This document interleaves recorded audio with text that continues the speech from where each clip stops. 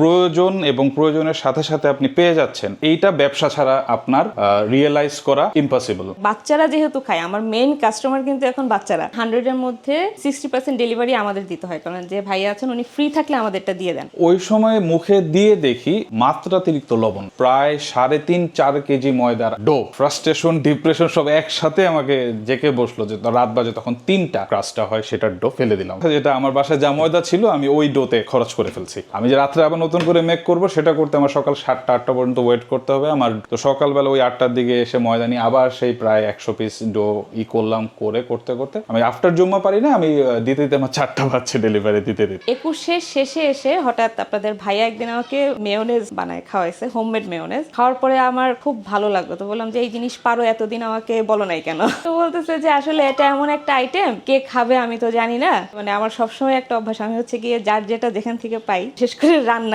আমি বলি যে ঠিক আছে দাও, কিছু একটা এটা দিয়ে করি, দেখি কি হয়। দেওয়ার সাথে সাথে মেয়োনেজ আমি যখন স্টার্ট করলাম, আশ্চর্য ভাবে প্রথম পোস্টে 5,000 সেল হয়ে গেছে। রেগুলার যারা কাস্টমার ছিল ফ্রোজেন তো তারা নিতই, তো একরকম জোর করে আমাকে কেকের মধ্যেও ঢুকাই দিছে যে কেক বানাই দাও। এরকম করে আস্তে আস্তে আসলে এখন কেকও বানাই, পোলাও কিংবা রোস্টের এই যে আইটেম গুলো যায় এগুলো সব শাশুড়ি মা করে দেয়। এবং আলহামদুলিল্লাহ আমার পেজের রোস্ট যেটা আছে সিগনেচার আইটেম আমার পেজের। এখন আমার কাছে যদি আপনি কখনো আসেন, আমি আপনাকে খুব সুন্দর করে কেক খাওয়াবো, পিজা খাওয়াবো, বাট রোস্ট পোলাও করতে গেলে আমাকে আমার শাশুড়ি মাকে লাগে।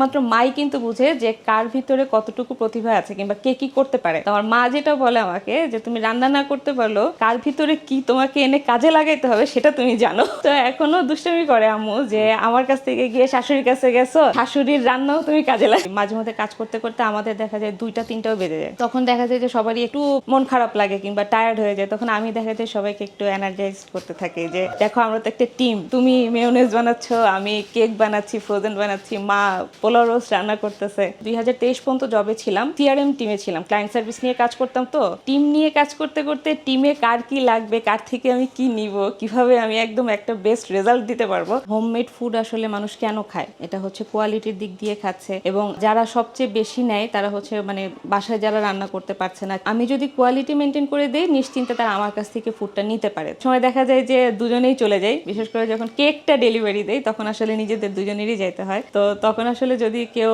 অপরিচিত কাস্টমার যারা হয় তারা আপনার ভাইয়াকে যখন কল দেয় তখন তো তারা ডেলিভারি ম্যান হিসেবে কল দেয়, নিচে নেমে যে এসে যখন রিসিভ করে তখন আর কি ওনারা নিজেরাই কতক্ষণ দাঁড়িয়ে দাঁড়িয়ে গল্প করে। আবার এমনও অনেক কাস্টমার আছে যখন দেখে যে আমরা ডিরেক্টলি গেছি, আমরা অনেকের বাসায় চা নাস্তাও খেয়ে আসি। আমার এক ফ্রেন্ড ছিল, ওর চাচার রেস্টুরেন্ট ছিল, তো ও মাঝে মাঝে ওই রেস্টুরেন্টে যেত, গেলে দেখা যেত যে ওইখান থেকে ও মেয়োনিজ বানায় নিয়ে আসতো। তো একদিন ওকে বললাম যে তুই যেহেতু নিয়ে আসছিস আমাকে একটু দেখা কিভাবে বানায়, তো আমাকে রেসিপি দেখাইলো। ওইটা খুবই আনারি হাতের মেয়োনিজ ছিল। পরবর্তীতে দেখতে দেখতে বাসায় বানানো যায় কিনা, তো নিজেই বিভিন্ন রেসিপি ইউটিউবে দেখে ডেভেলপ করি। সুপার শপের যে মেয়োনিজ গুলা এগুলো বেশিরভাগই টক হয়ে থাকে, কিন্তু বাঙালির টেস্ট বার যেটা বুঝতে পারি, অধিকাংশ মানুষেরই হচ্ছে তারা মিষ্টি মেয়োনিজ খোঁজে। তো ওইভাবে করে ওই হানি মাস্টার্ড সসটা ডেভেলপ করি আমি। 2021 সাল থেকে শুরু করি মেয়োনিজটা 4টা ভেরিয়েশনে। আমরাই ফার্স্ট, আমি এটা বলবো না, অনেকেই করতো, একদম ডেডিকেটেডলি মেয়োনিজ নিয়ে কাজ হয়তো বা আমরাই করি। তো আমার বাবা হঠাৎ করে অসুস্থ হয়ে গেল, কিডনি পেশেন্ট ছিলেন উনি, তো ওনার দেখভাল পুরাটাই আমার করা লাগতো। আমার কোনো ভাই বোন নাই, আমি একাই। তো সেক্ষেত্রে জব মেনটেন করা, আব্বাকে দেখা, আমার এই মেয়োনিজ বানানো, সবকিছু মিলে দেখা যাচ্ছে একটু হিমশিম খেয়ে যাচ্ছিলাম। তো আমি ডিসিশন নিলাম যে জব করব না। মানে আমাদের এই যে পেজটা জাকিরা স্পেশাল, এইখানে আপনি